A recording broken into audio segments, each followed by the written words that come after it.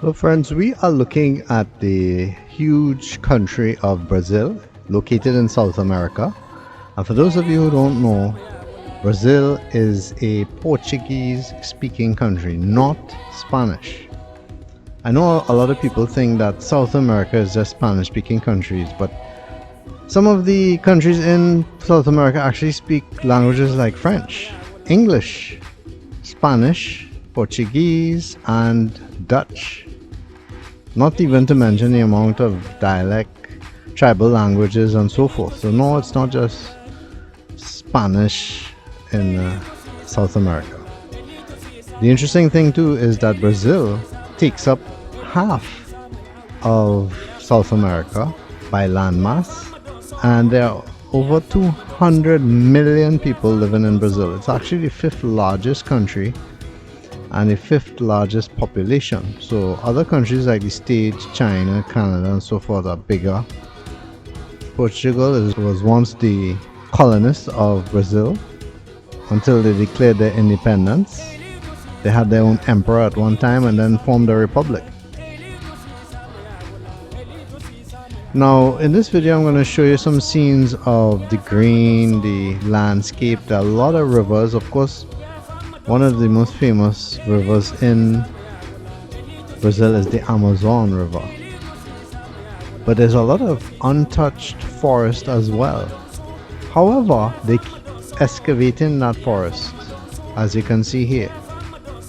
And what happens is, as they do that, deforestation takes place, and that affects the environment, not just the localized environment in Brazil, but across the world, because trees allow for the environment of the earth, let's put it that way, to get a refresh.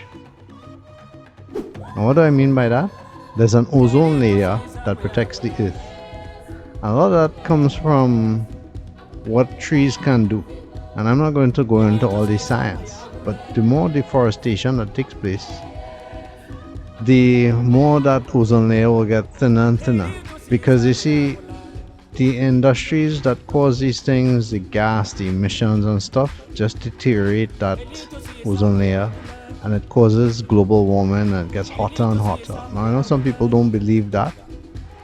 If you have evidence to the contrary, scientific evidence to the contrary, feel free to comment in the commentary of this video. And you would think that because of global warming and all the changes in the atmosphere, that Brazil, being one of the countries with one of the largest rainforests, would stop their excavation, but they don't. It has actually increased in recent years, more than it ever has.